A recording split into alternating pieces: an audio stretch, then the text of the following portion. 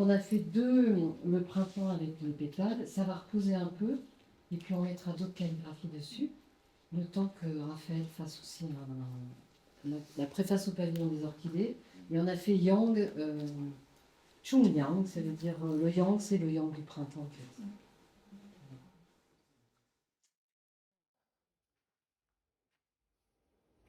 Alors, le pavillon des orchidées, c'est une calligraphie extrêmement célèbre en Chine. On peut dire que c'est la Joconde chinoise, qui a été faite en IVe siècle. Et en fait, c'est à l'occasion d'une réunion d'une quarantaine de poètes. Alors, ils avaient fait une réunion, puis en fait, c'était en pleine nature. Ce jour-là, il faisait très beau. Enfin, il y avait une atmosphère très particulière. Et il y avait un petit ruisseau, et ils mettaient des petites coupes d'alcool qui circulaient sur le ruisseau. Chaque personne attendait devant le ruisseau. Si la coupe s'arrêtait devant, ils buvaient un coup. Et ils étaient chargés d'écrire un poème. Et la personne qui avait organisé ces festivités-là a fait... la journée était tellement merveilleuse. Donc il a fait la préface à tous ces poèmes. Et cette préface, c'était un calligraphe, est devenue la Joconde, en fait, l'équivalent de la Joconde. C'est pas connu du tout en Occident. Et donc, c'est un peu un challenge de faire ça. Donc, quand on fait une copie comme ça, il ne faut pas s'attendre à faire la même chose. C'est juste l'esprit que je vais essayer de reproduire, et puis d'amener la musique.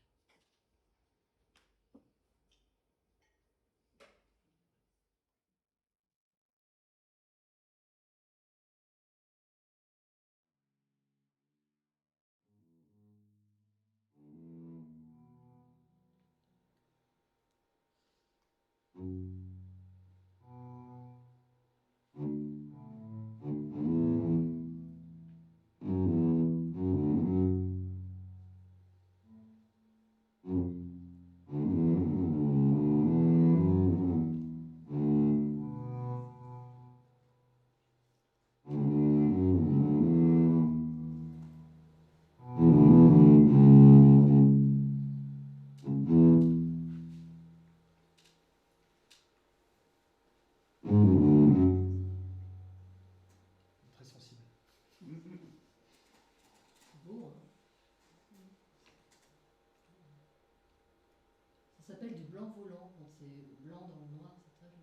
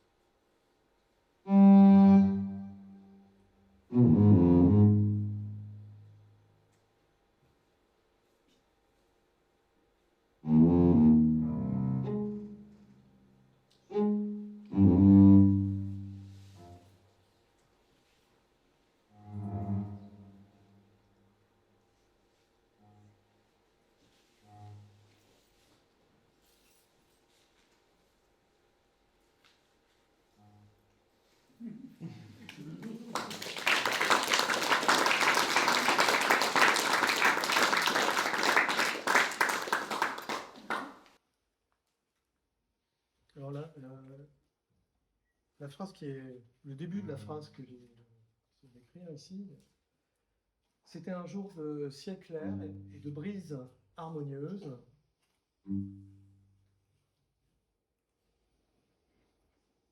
Nous avons regardé en haut la grandeur de l'univers et en bas la splendeur de toutes les espèces.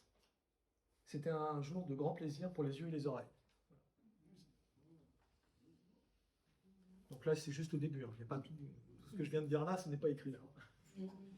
Continuer comme, en fait, Raphaël vous parle d'un grand maître qui s'appelle Wang Xixue, qui est J'ai pas osé le dire parce que non, c'est très bon, mal le chinois. mais moi j'ose dire des bêtises. Alors Wang Xixue, mais pour les sinologues, à l'envers, c'est peut-être pas comme ça, mais bon.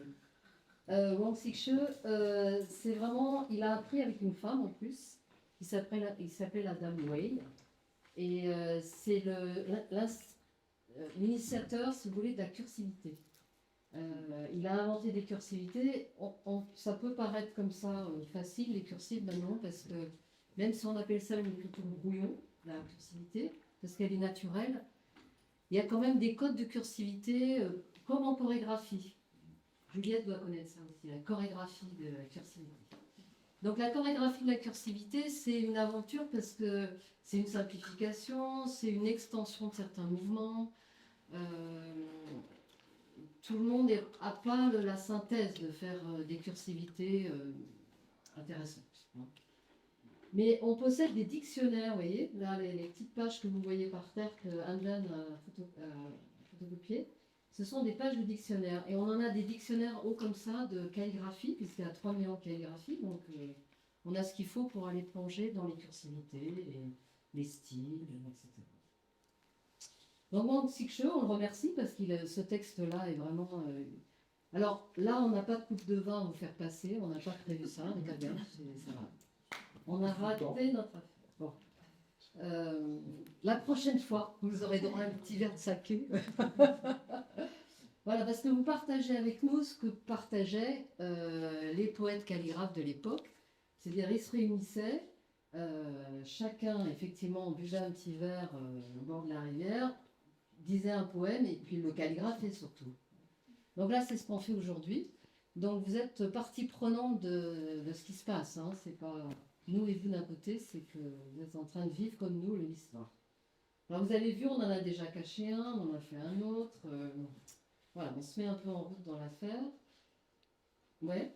Bon, alors dans celui-là, alors c'est pas qu'on est, on est contre les couleurs, hein, on aime bien les couleurs. Regardez, je vous ai fait un rose là même. Et l'idée, c'était de faire des petites touches de rose. Alors certains pensent que le rose c'est un peu kitsch, mais pas tout à fait, non. C'est super. Regardez le rose, super.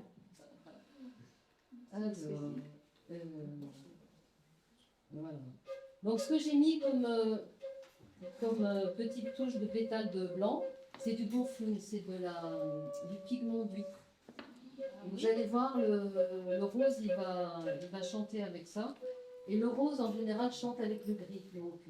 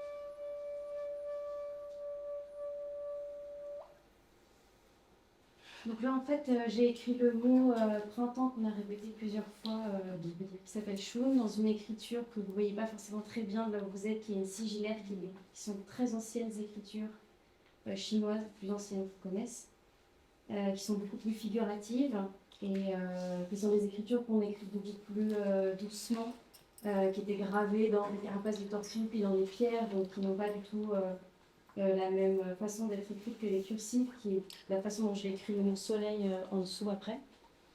C'est pour ça que c'est plus lent, que le trait est plus garde souvent la même intensité tout le long. Donc c'est pas la même chose qu'on raconte forcément avec, en peignant de cette manière. Mhm.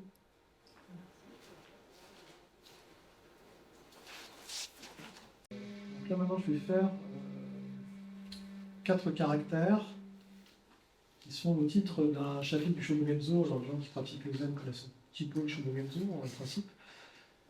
C'est un texte de Dogen du XIIIe siècle. Et c'est un texte, donc ce chapitre-là s'appelle Voie des vallées, forme, couleur des montagnes. Alors la voie des vallées, en fait, c'est les ruisseaux qui coulent dans la vallée. Et la forme, couleur, j'emploie ce mot, en fait, vient du sanskrit, c'est la forme des montagnes. C'est en référence au fait que la forme est le vide et le vide est la forme, en fait, comme on dit dans le zen. Et la voie des vallées, c'est la voie du Bouddha qui s'exprime quand on écoute les ruisseaux qui traversent la vallée. Et je vais le faire en Kagan.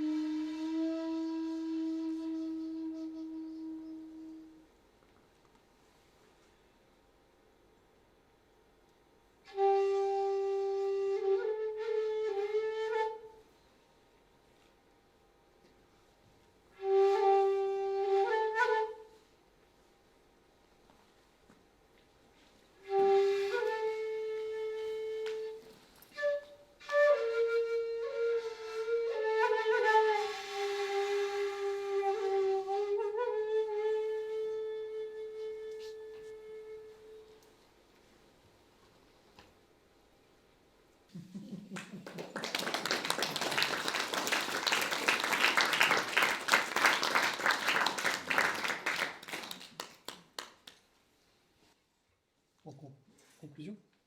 Ah, on avait... Attends, il faut qu'on sorte un papier. Alors attendez, nous on n'a juste pas terminé. Ça paraît pas, mais vous êtes en train de, voilà, d'assister à la gestation. Alors, je suis un peu... C'est pas évident. Il y a des moments, faut que la machine elle tourne et qu'on s'accorde avec l'espace, les gens. Là, on commence, vous voyez, là, ça commence à fleurir un peu. Mais par exemple, alors, on oserait le monter, celui-là, on montrer celui-ci, ouais. On va vous montrer celui-là. Je pense que celui-là a quelque chose d'intéressant. Oui. Ah, Bernadette,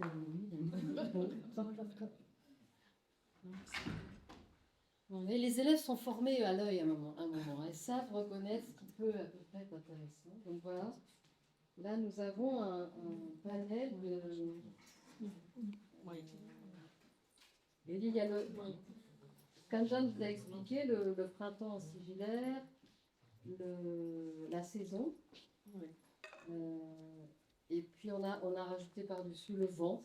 Parce que le vent, c'est vraiment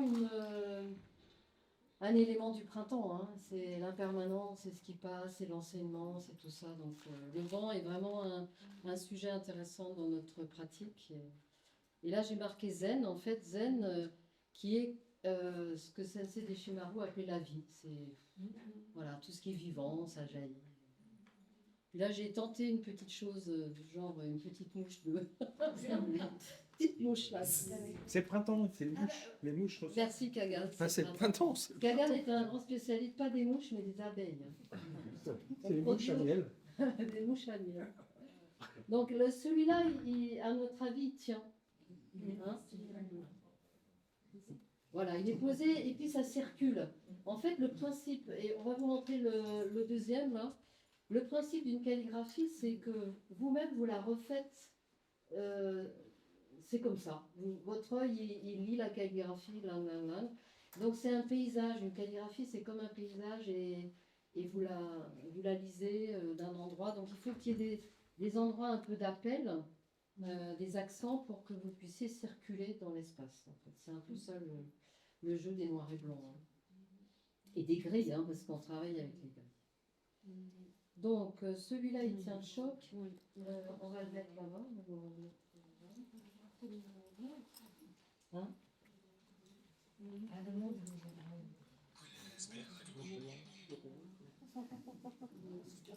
Si je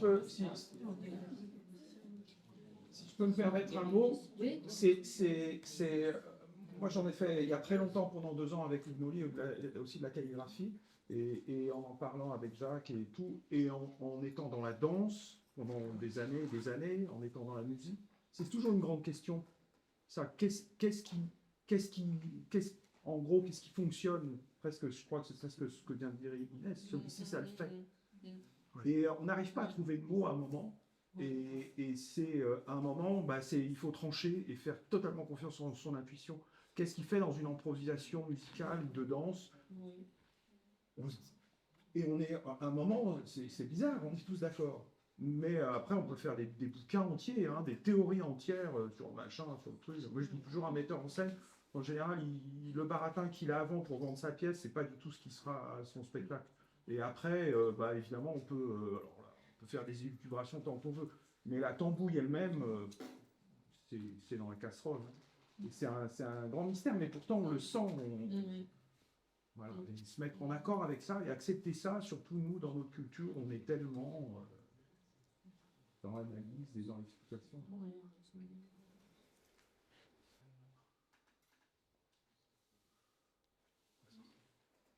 Parisane. En fait, Parisane, c'est un jeu de mots. C'est le pas en japonais, c'est un kana. Ri, c'est un kana. Et Zan, c'est montagne. Donc, il a joué sur Paris-Zan, la montagne de Paris. Oui. Parce qu'en fait, les temps, ils sont affiliés à des montagnes. Donc, il a écrit comme ça. Et Bokoku, c'est... Alors, je crois que le koku, c'est le jardin.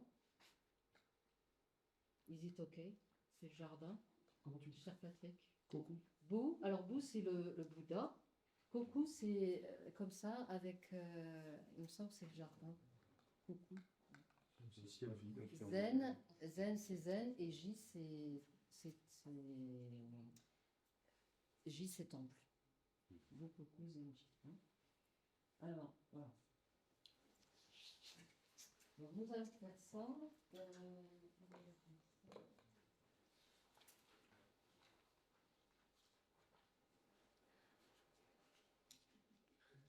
Oui, oui, coucou, c'est jardin. En fait, c'est comme la gendronnière. Quand il a. En fait, les Japonais, ce qu'ils aiment, c'est faire des jeux de mots. Et parce qu'on a une langue un peu. Voilà. Dans leur langue, ils font beaucoup de jeux de mots, hein, et les Chinois aussi. Et gendronnière, et le jeu de mots est adorable, c'est gendronnière. Il a dit zendonienne. Et c'est pas pourquoi, c'est pas pareil. Dans son. Donc zendonienne. Zen, c'est voilà, zen. Do, c'est la voix. Ni, c'est les nonnes. Yen, c'est le jardin. Voilà, zen, do, ni, yen. Donc c'est le jardin des nonnes. Et la gendronnière, c'est le paradis des nonnes. Voilà, c'est immortalisé. Donc voilà, c'était le jeu de mots de Sensei Deshimaru pour gendronnière. Hein. Il aimait bien comme ça faire des analogies. Marrantes. Alors, Parisane, on va faire Parisane. Alors, allez, c'est un jour que vous avez l'occasion quand même, bon, pas mal de gens ici pratiquent, d'aller en haut. C'est très beau parce que c'est une planche qui a été gravée, elle est laquée et dorée, dorée et laquée. C'est magnifique. La planche donc voilà.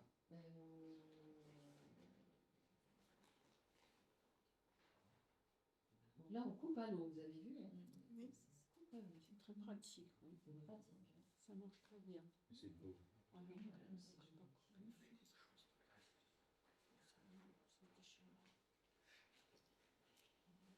Alors, ça va.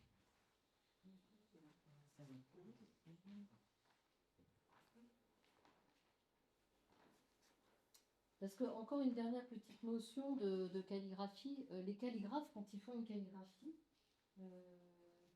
en fait, ils l'offrent. Parce que la calligraphie, c'est une affaire qui est faite pour quelqu'un. Ou, par exemple, un des maîtres connus de Sengai, qui était un maître zen, il était Rinzai, mais c'était un maître zen. On allait lui amener même du papier toilette pour qu'il calligraphie, parce qu'il calligraphiait tellement bien que voilà, tout le monde avait envie. Donc en fait, c'est un peu ça la calligraphie, c'est un espèce d'échange et c'est la trace qui reste en fait d'une personne. Alors ça n'a rien à voir avec notre calligraphie occidentale qui est le meilleur du meilleur, ou les calligraphies orientales, il faut toujours faire mieux et encore mieux et toujours voilà. L'extrême oriental n'est pas du tout comme ça, c'est une calligraphie naturelle qui correspond à la personne. Donc, suivant les maîtres que vous suivez quand vous copiez les calligraphies, vous avez des hommes élégants, vous avez des calligraphes plus sauvages, vous avez des moines excentriques, vous avez... Voilà, donc vous avez un panel comme ça d'esprit et de calligraphes qui est intéressant pour nous parce que bah, du coup on peut jouer à différents styles. Puis à la fin, ben voilà, au bout de quand vous avez 100 ans à peu près, ça commence à venir. Là, ah tiens, ça peut peut-être être la calligraphie que je peux faire. Oui. Donc patience, la patience est un art suprême. Il faut y aller patiemment. Donc, arrêtons de raconter des histoires. Maintenant, il faut passer à la top. Voilà. Le noir, il est là. Hein. Donc, allez, tu veux qu'on fasse un jeu blanc de violon? Celui-ci. Oui, c'est ça. Oui, à mon avis, ça va. Je vais voir ma tête. Non, il est déjà là. Les cubes rouges, c'est bon.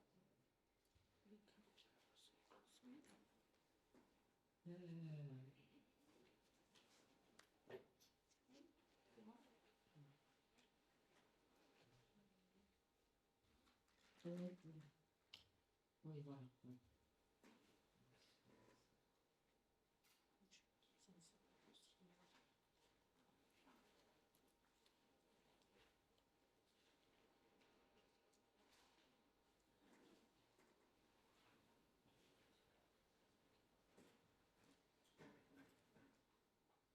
Alors pour l'instant, on utilise l'encre en bouteille, mais normalement, on a des pierres comme ça, et on fabrique notre encre. Donc, on a des bâtons, et on passe des heures à fabriquer de l'encre. Ça nous appelle. Alors, c'est pas... Ouais, c'est ça. Lausanne. Oui.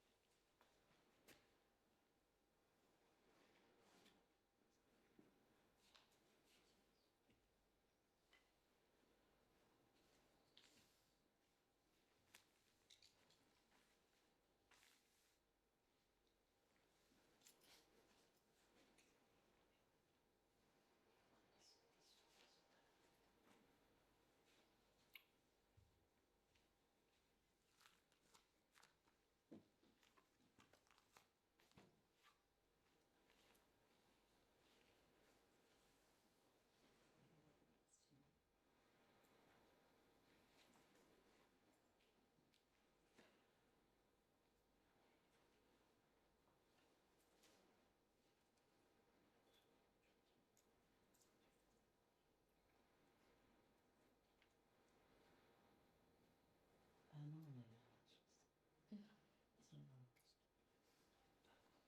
Non, j'ai mis mars, mais on est en avril. Mais 21 mars. Hein? Printemps.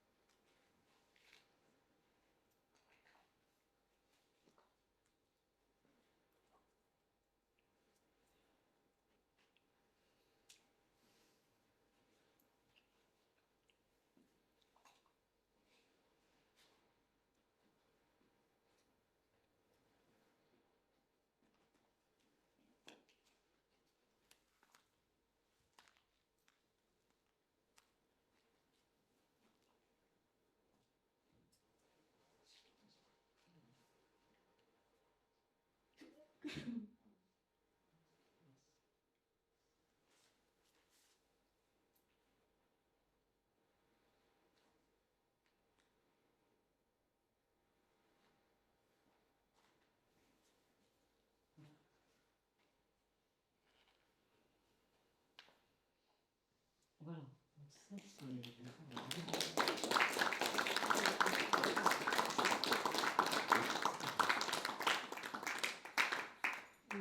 Bon, on va aller. très beau. Ça s'écrit au Parisane, B, Koku, Zenji. ONG en visite.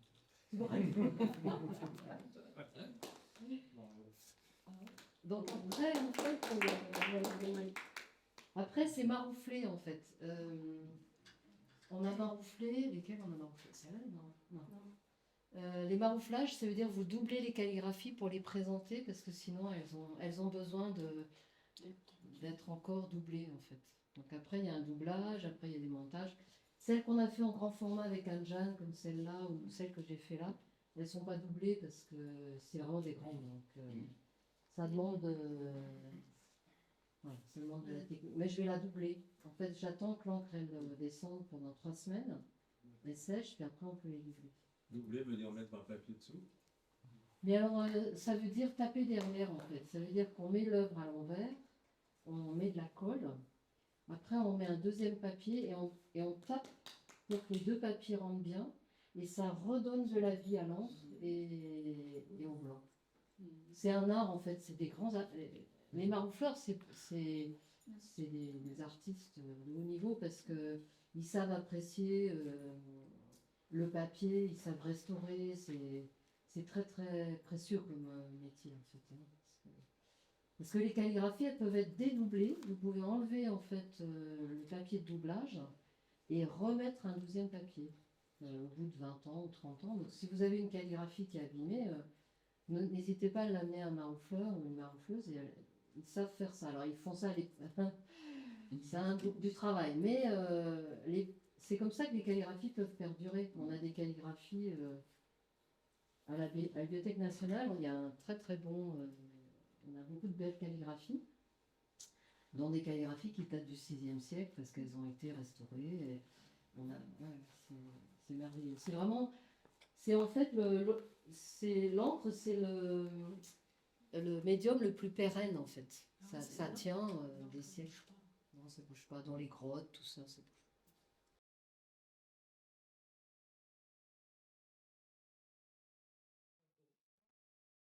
C'est toujours dans le Shobogenzo, il y a un chapitre qui s'appelle Inmo. Et alors Yoko Rimo, qui est une des traductrices du Shobogenzo, c'est la seule qui a tout traduit en français, nous traduit le mot Inmo par tel quel. Et ou un mot en français qui est un peu bizarre, inciter. L'inciter.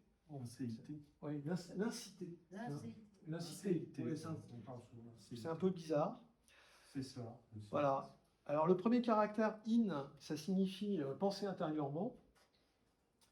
Et le deuxième caractère, mo, ça vient c'est une expression chinoise. C'est quelque chose qui est un peu bizarre parce que c'est à la fois une question et une exclamation. C'est un peu comme si on vous dit le projet des retraites est abandonné. Et vous dites quoi? Alors vous dites quoi? C'est un poisson d'avril. Quoi? Et ce quoi, c'est un quoi avec un point d'interrogation, mais en même temps, c'est une exclamation. Donc c'est les deux en même temps. Et un point d'interrogation et un point d'exclamation en même temps, eh ben, en fait, c'est un caractère qui existe. Voilà. Et donc, pour conclure, je propose qu'on fasse ce point d'interrogation et point d'exclamation en même temps. C'est un caractère qui existe bien, parce qu'il a même existé sur les machines à écrire dans les années 50. Il était inventé par un Martin Specter, qui, voilà, en 1962. Et puis après, on a oublié. Mais sur votre téléphone portable, si vous avez dans le style Samsung, on va faire une pub, mais bon, si vous gardez le doigt appuyé sur le point d'interrogation, vous verrez le caractère interrobang survenir. le caractère interrogant, c'est donc un point d'interrogation, un point d'exclamation. Et j'ai proposé donc qu'on finisse là-dessus, tous les trois en même temps.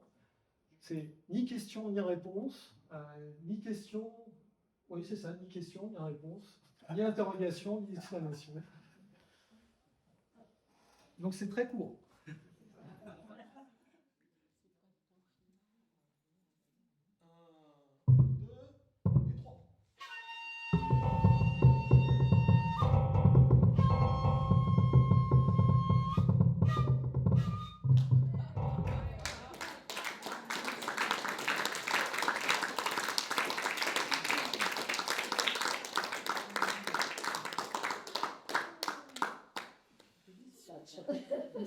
Et ben voilà.